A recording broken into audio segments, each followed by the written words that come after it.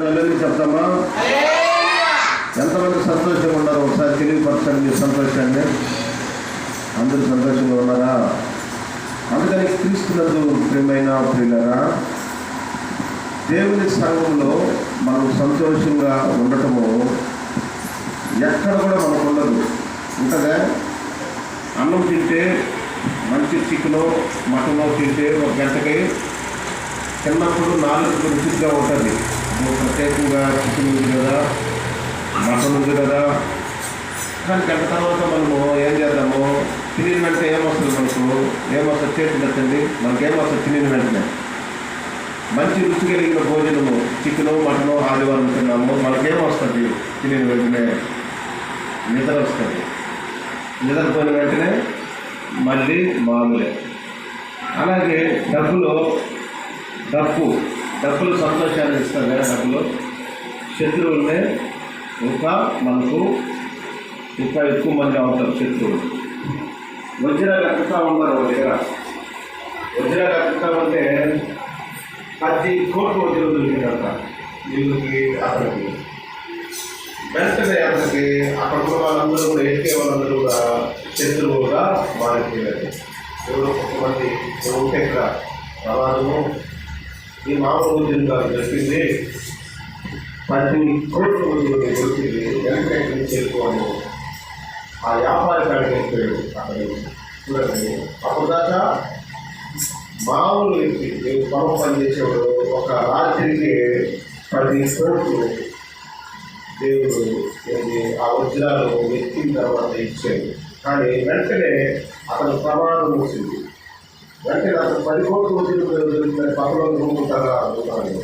అందుకని అక్కడి నుంచి వెళ్ళిపోయి పంపించేశాడు అతను. అలాగే మనకున్న బంగారు వేసుకున్నాము, మనం సంతోషాన్ని ఇస్తాయి. రోజు వేసుకున్న వరకు పెళ్లి వేసుకున్నామా, తర్వాత మళ్ళీ మనం పోటీ చేసిన తర్వాత బంగారు మళ్ళీ మామూలు.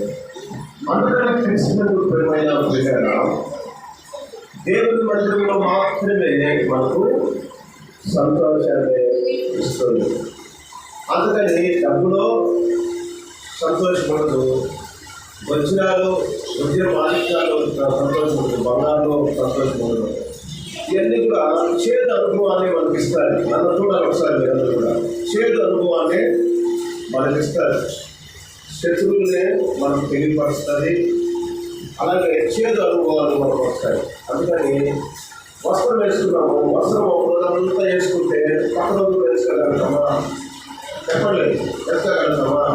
ఇప్పుడు షర్ట్ వేసుకున్నాము, చక్కగా ఉంది. ఇప్పుడు రేపు ఎలా ఉంటుంది? రేపు ఎలా ఉంటుంది? అలాగే వస్త్రము మార్చిపోతుంది. అలాగే క్రీస్తునందు ప్రియమైన ప్రియులారా, దేవుడిలో సంతోషం లేదు, కానీ దేవుని సంఘంలోనే సంతోషం ఉంది. డబ్బులో సంతోషం లేదు. బంగారు ఉన్నదాన్ని తీసుకోవాల్సింది, కానీ మనం ఏమీ తీసుకోపోయేదండి. దాంట్లో సంతోషం ఉంది. పిల్లలు, బంధువులు, భార్య, పిల్లల్లో అన్న తమ్ముడు ఎవరిలో సంతోషం లేదు. అంత చేదు అనుభవాన్ని మనం చూస్తూ ఉన్నాం. అంటే తమ్ముడికి శత్రువులుగా మారేది, అక్కే చెల్లికి శత్రువులుగా మారేది, భర్తే భార్యని శత్రువులుగా మారేది, భార్య భర్త శత్రువులుగా మారేది. అలాగే ఎక్కడ చూసినా కూడా చేదు అనుభవాన్ని మనకు ఇస్తాము. ఈ లోకంలో అన్నీ ఉన్నా కూడా అనేక మంది అనాథలుగా బ్రతుకుతున్నారు. హల్లెలూయా. అనేక మంది అనాథలుగా బ్రతుకుతున్నారు. అనేక మంది ఎందుకు బ్రతుకుతున్నారంటే ఈ లోకంలో ఉన్న వారికి వాళ్ళకి సంతోషాన్ని ఇవ్వరు, కానీ దేవుని మందిరంలో సంతోషాన్ని ఇస్తారు. దేవుని ఆలయం సంతోషాన్ని ఇస్తారు. పిల్లలలో లేని సంతోషం దేవుని వాక్యం ఇస్తుంది.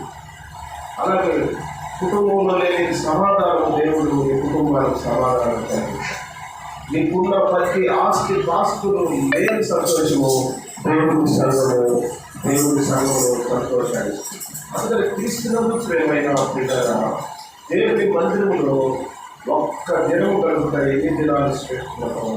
1000 దినాలుగా ఆశ్చర్యం. మనం ఒకరోజే ఆదివారమే, కానీ దేవుడి మందిరంలో 1000 దినాలంట. 1000 దినాలకు నేను ఆశీర్వదించబడతాను.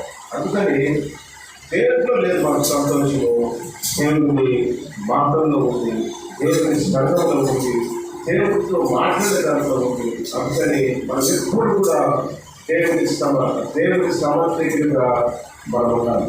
అందుకని క్రీస్తునందు ప్రేమైన ప్రియులారా, మనం కలిగిన వాటి కంటే కూడా అన్నీ ఉన్నా కూడా ఎంతో మంది ఈరోజు దిగులతో కన్నీటితో ఉంటున్న కారణం ఏంటంటే కుటుంబాలు సమాధానం లేదు, కుటుంబంలో నెమ్మది లేదు, డబ్బులు తినడానికి షుగరు బీపీలు రోగాలతో వాళ్ళు ఉంటారు. ఏంటంటే అనేక మంది దుఃఖంలోనే ఉన్నారు, ఎవరు సంతోషంగా లేదు. కానీ మన దేవుని వాక్యం తెలియపరుస్తుంది.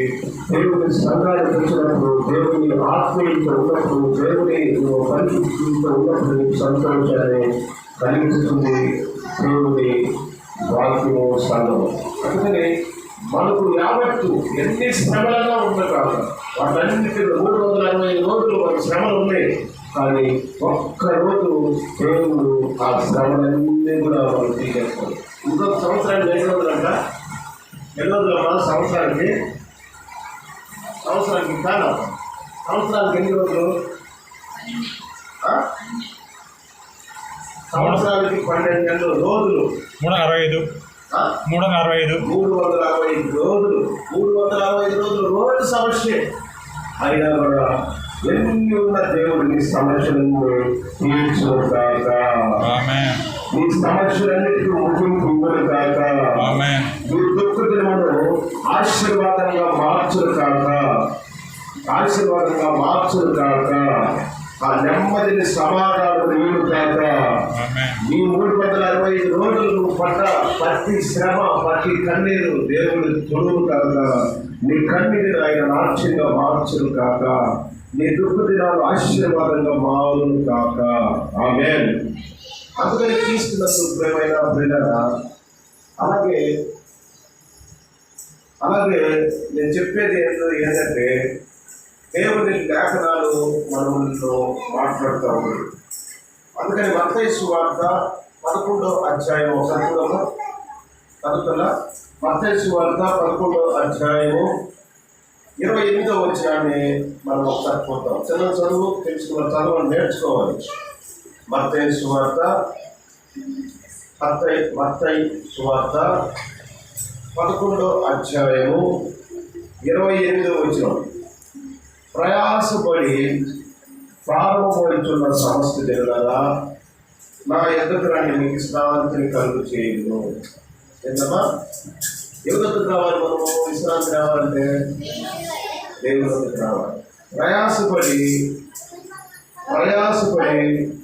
ప్రారంభమవుతున్న సమస్త జనులారా, నా ఎద్దకు రండి, మీకు విశ్రాంతిని కలుగు చేస్తారు. చూడండి, సమస్త జనులారా అంటే అర్థం ఏంటంటే సమస్తాన్ని పిలిచాడు ఆయన.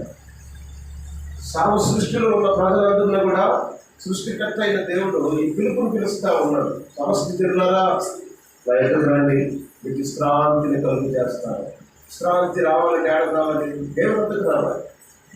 సమాధానం రావాలంటే ఏడకు రావాలి? దేవుని వద్దకు రావాలి. తెలివి లేదు, నా భర్తతో ఎలా మాట్లాడుతున్నానో నా నోటి ద్వారా ఒక్కరోజు కూడా సమాధానం నా భర్తనే ఒక్కరోజు కూడా ముంగిసిపామే. ముంగిసిపాము ఉంటుంది రోజు ఈ టైంలో. తెలివి రావాలి, జ్ఞానం రావాలంటే దేవుని